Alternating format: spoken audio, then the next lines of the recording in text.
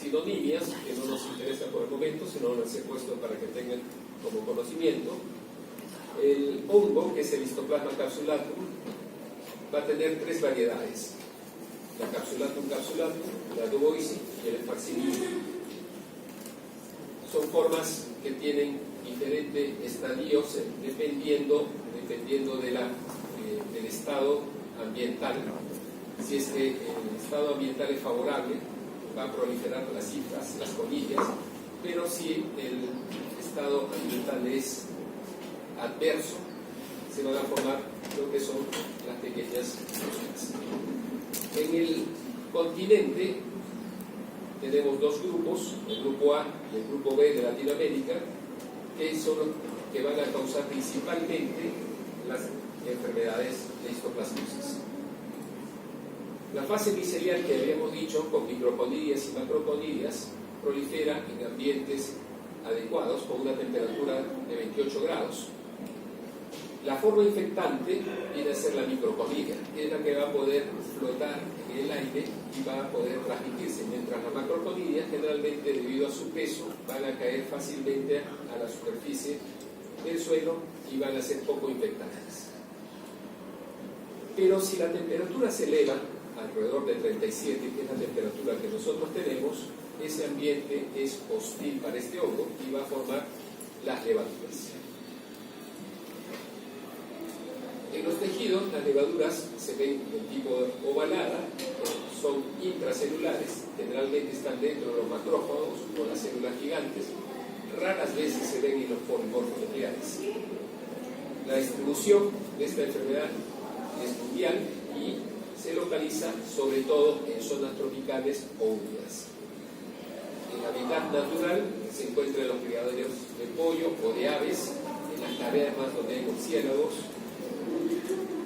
Por lo tanto, hay un factor de riesgo ocupacional. Esta enfermedad es más frecuente en mineros, arqueólogos, espeleólogos, guías de turismo, aquellos exploradores que van a sitios inhóspitos, son susceptibles de tener la enfermedad. Pero también son susceptibles aquellas personas que hemos dicho que son inmunodeprimidas. Y dentro de las inmunodepresiones que más frecuentemente cursan con histoplasmosis están los linfomas, las leucemias, los pacientes que son trasplantados, los usuarios de corticoides, los pacientes que tienen tratamiento con inmunosupresores o aquellos que tienen SIDA. Esta enfermedad es más frecuente en el hombre, 3 a 1, afecta cualquier raza y es a predominio de adultos. ¿Cómo es la patogenia de esta enfermedad? El hongo va a ingresar por vía inhalatoria si es que es el capsulato o el Duboisi, y por vía percutánea si es el Faximilis.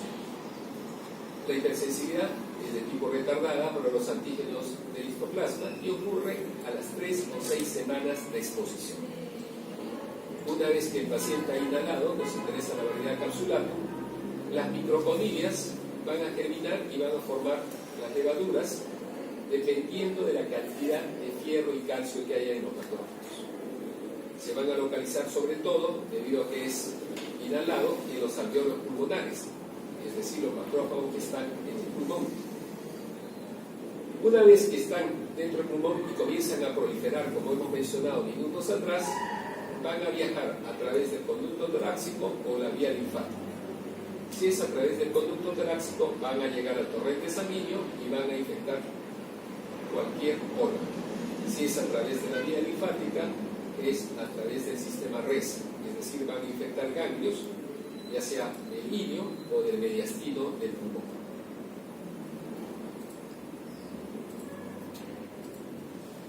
Dos semanas después de haberse inhalado, recordemos que es una hipersensibilidad retardada, los linfocitos T y los macrófagos van a interactuar con este hongo, sobre todo los linfocitos T produciendo interferón gamma. ¿Esto para qué? Para ayudar a los macrófagos a destruir al hongo.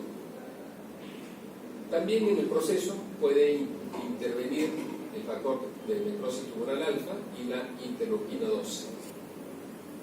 Si el paciente es un inmunocompetente, los macrófagos, los linfocitos, las células epiteliales van a formar granulomas, se va a formar fibrosis si el problema se va resolviendo, y por último se calcifican las lesiones. Si el paciente es un inmunodeprimido, la enfermedad se va a diseminar, va a llegar a la médula ósea, al vaso, al hígado, a las suprarrenales, a la mucosa y a la piel. ¿Cuáles son las formas clínicas que el paciente con histoplasmosis presenta? Una histoplasmosis pulmonar, que es el 90% de los casos, y un 10% puede ser una forma diseminada. Si es pulmonar, tres posibilidades: o es primaria aguda, o es una cavitaria crónica, o es un histoplasmoma. Lo más común es que sea una primaria aguda, y dentro de la primaria aguda tenemos dos: una primoinfección asintomática, que es la más frecuente, o una primoinfección sintomática. Dentro de lo que es la histoplasmosis diseminada tengo la forma aguda, la subaguda, la crónica y la progresiva. También puedo tener lesiones extrapulmonares, como hemos mencionado, geniturinaria, renales, gastrointestinales, sistema nervioso central y en el ojo. En las histoplasmosis pulmonares, la primoinfección pulmonar asintomática es la más frecuente, 50 al 90% de los casos. En algunos casos puede producir una neumonitis o un agrandamiento de ganglios que generalmente no cursan con síntomas. En algunos casos puede haber focos de calcificación que no son descubiertos hasta que por alguna otra patología se le pide una radiografía de tórax. Puede haber también calcificación de ganglios o de vasos. Y la evolución es asintomática y cura espontáneamente. En el caso que tuviera una primoinfección pulmonar sintomática, ahí sí los síntomas empiezan como si fuera una gripe, un catarro, y signos de neumonía. Puede haber diseminación extrapulmonar, que es común en los pacientes inmunocomprometidos, y la enfermedad puede curar entre 1 a 3 meses. Si estamos frente a una forma cavitaria crónica, esta muchas veces no puede diferenciarse de la TB. El sexo frecuentemente es en hombres, la edad más de 50 años, sobre todo si el paciente ha tenido EPOC.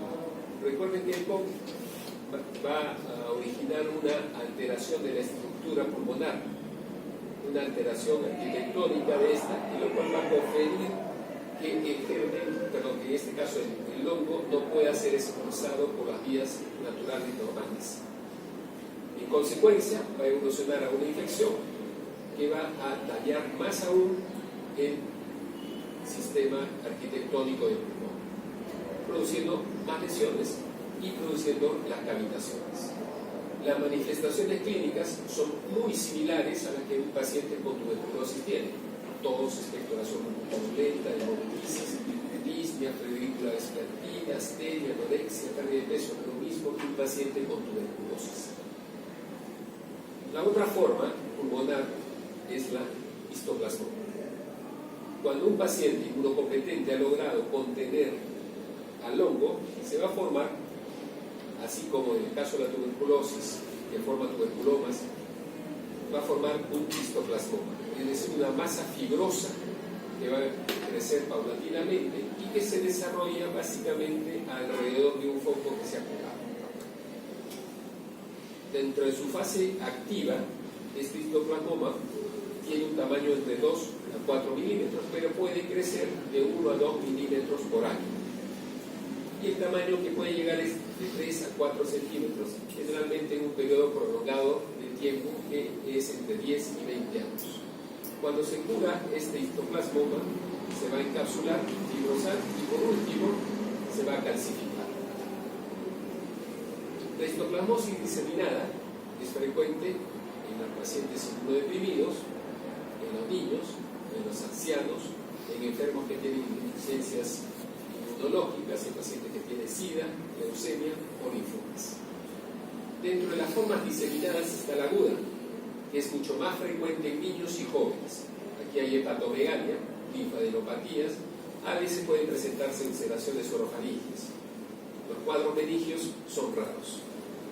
En la forma subaguda es mucho más frecuente en los adultos. Hay compromiso del tracto gastrointestinal, puede haber endocarditis, meningitis, insuficiencia suprarrenal. Recuerden que junto con la cándida la histoplasmosis puede producir síndrome de Addison, ulceración orofaringia. La hepatomegalia es casi siempre presente en todos los casos. La forma crónica de la histoplasmosis diseminada predomina en hombres entre 40 y 70 años y como factores predisponentes, alcoholismo, edad avanzada, diabetes, tratamiento prolongado con corticoides, neoplasia sólida sobre todo, y si es que hablamos de hematológicas, los linfomas. La manifestación, astenia, pérdida de peso, lesiones cutáneas o mucosas. ¿Cuáles son otras manifestaciones clínicas? Fiebre, pérdida de peso, deterioro progresivo del estado general, trastornos digestivos, hepatoesplenomegalia, adenopatías, ulceraciones mucosas y pancitopenia.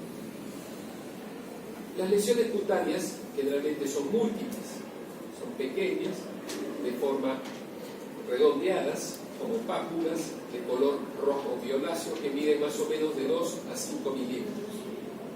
El vértice de estas lesiones generalmente está cubierto con una pequeña costra.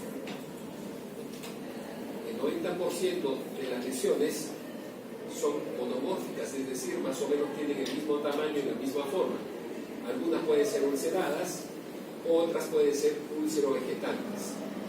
Se pueden también localizar en la mucosa de la boca, en la lengua, en el tabique nasal, en la laringe, en los pulmones, el hígado y el vaso.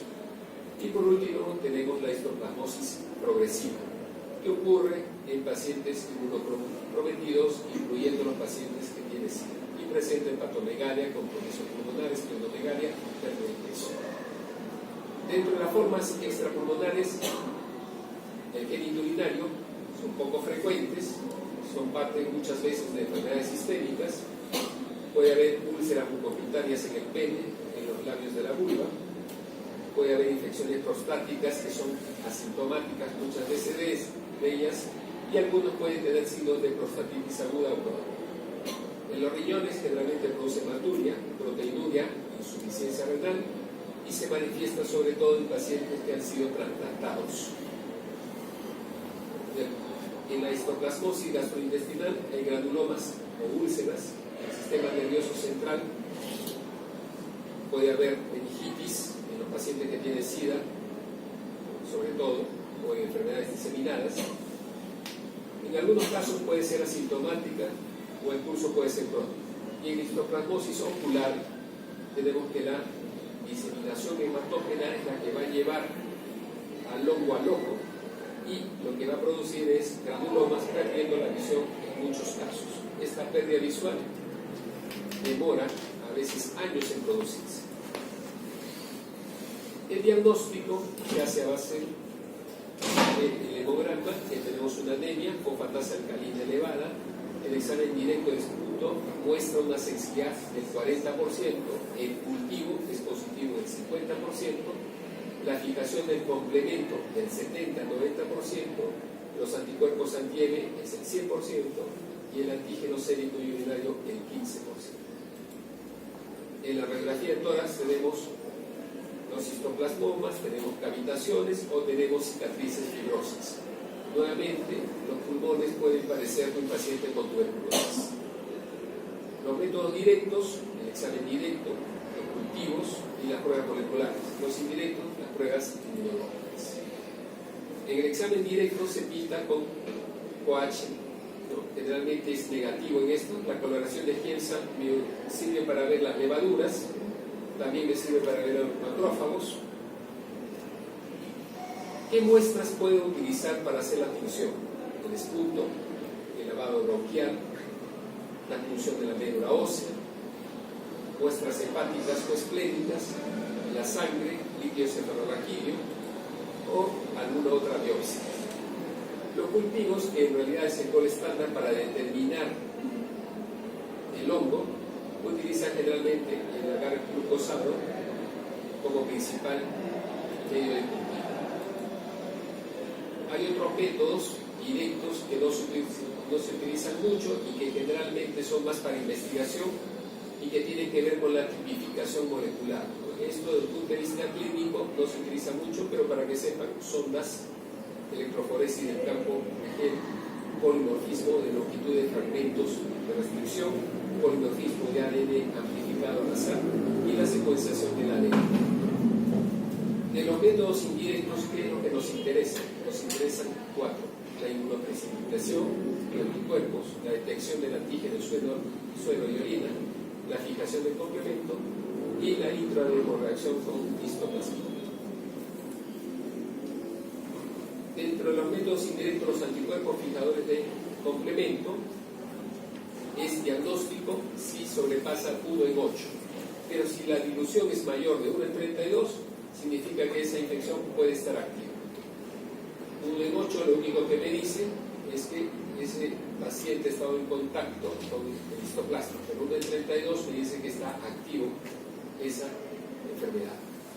La inmunoprecipitación de anticuerpos, como hemos visto, el antígeno M, que es lo principal, va a detectar a los pacientes entre el 50 y 80% de veces, pero si lo encuentro es 100% específico.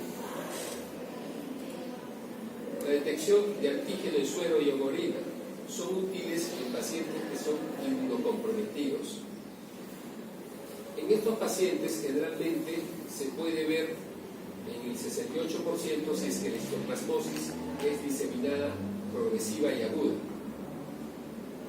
En el suero y en orina pueden llegar hasta un 65% en estos casos, y se ha detectado en algunos casos como histoplasmosis pulmonar y aguda tasas un poco menores, pero si utilizamos pacientes que tienen inmunocompromiso pueden llegar hasta el 83%.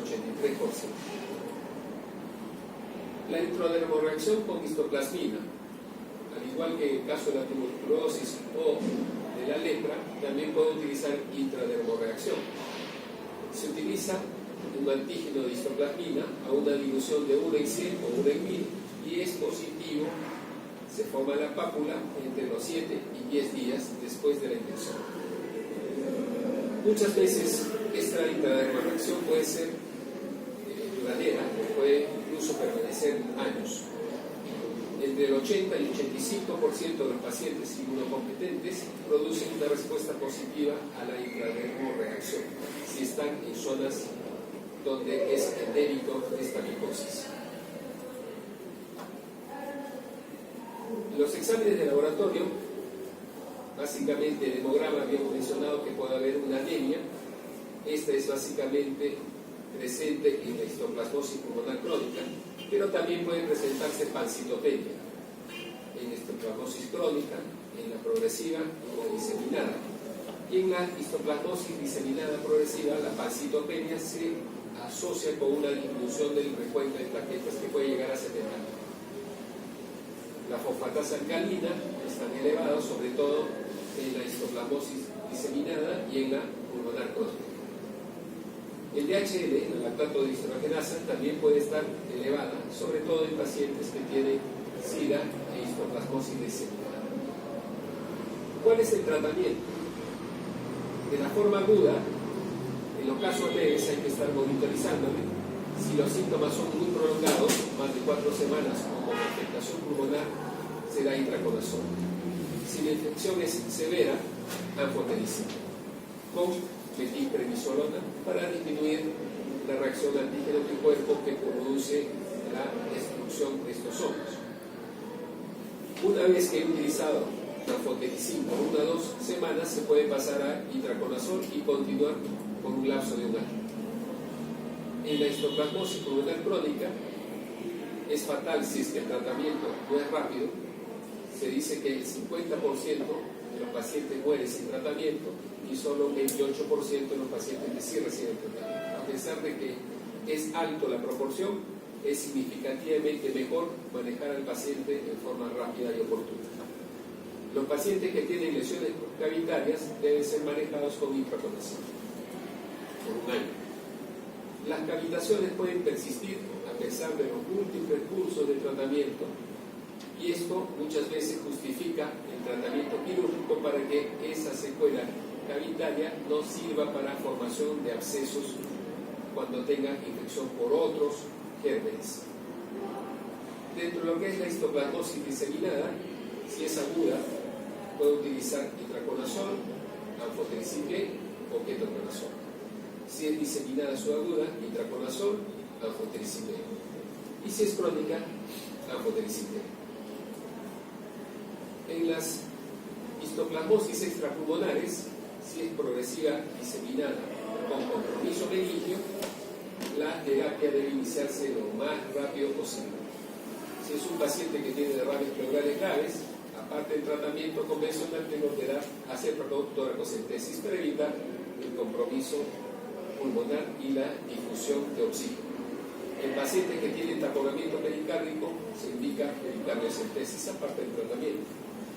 En la histoplasmosis cutánea o aquellas que comprometan los huesos, vamos a tener que la mayor parte son lesiones autolimitadas y que el tratamiento solamente se utiliza en los casos que tengan compromiso crónico o el paciente sea un inmunodeprimido. En el pulmón también puede haber broncolitiasis. Aquí esto ya no es importante porque esos hongos con secreciones que se calcificaron ya no son viales, por lo tanto ya no es necesario manejar con antimicóticos. Lo que se puede hacer a veces es una broncofibroscopía para extraer esos litos y evitar que haya obstrucciones y atelectasis. En histoplasmosis ocular, si hay una maculopatía extensa, se tiene que utilizar, además del tratamiento, corticoides.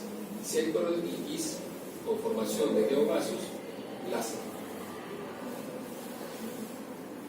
El tratamiento en la histoplasmosis asociada al SIDA utilizan itraconazol, inicialmente 600 miligramos los primeros 2 días, luego se baja a 400 miligramos por 2 a 3 meses, y esto se debe utilizar hasta más o menos que los TSD4 lleguen a niveles superiores a 150.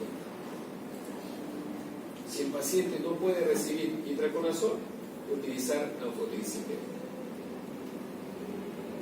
Donde tenga pacientes que tienen inmunodepresión prolongada, pero que no es por VIH, no es SIDA, no hay una norma para dar profilaxis secundaria, pero el tratamiento debe prolongarse hasta por 1 año.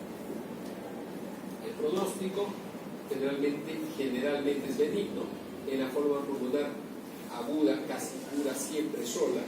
En el SIDA la recuperación sí es rara, la mortalidad llega al 83% de los casos. En la forma cutánea primitiva cura sola, pero en los pacientes que son inmunodeprimidos, esta forma cutánea puede dar lugar a una forma diseminada. La mayoría de los enfermos con el tratamiento se recuperan y no hay recaídas. La prevención en áreas contaminadas se debe hacer con el uso de mascarilla o aspersión con formol al 3%. Hay que tener cuidado al momento de trabajar en tierras húmedas. Y los pacientes que tienen VIH deben evitar la exposición a zonas donde haya estos hongos. La profilaxis se recomienda el itraconazol 200 miligramos diarios. En pacientes que tienen infección con VIH, los recuentos de CD4 tienen que ser menores de 150 para utilizar como medida preventiva el itraconazol. Y las complicaciones que pueden presentarse en estos pacientes es tuberculosis. Recuerden que las formas cavitarias pueden ser invadidas por otros hongos como el artergillus y formar aspergilomas. Puede producir la enfermedad de Addison que habíamos mencionado si es que afecta a las suprarrenales. Puede producir un síndrome de malabsorción intestinal si es que hay úlceras a nivel intestinal. Puede producir pericarditis, ¿no?, y causar también estenosis valvulares. Y con eso se acaba la histoplasmosis. ¿Alguna pregunta de histoplasmosis?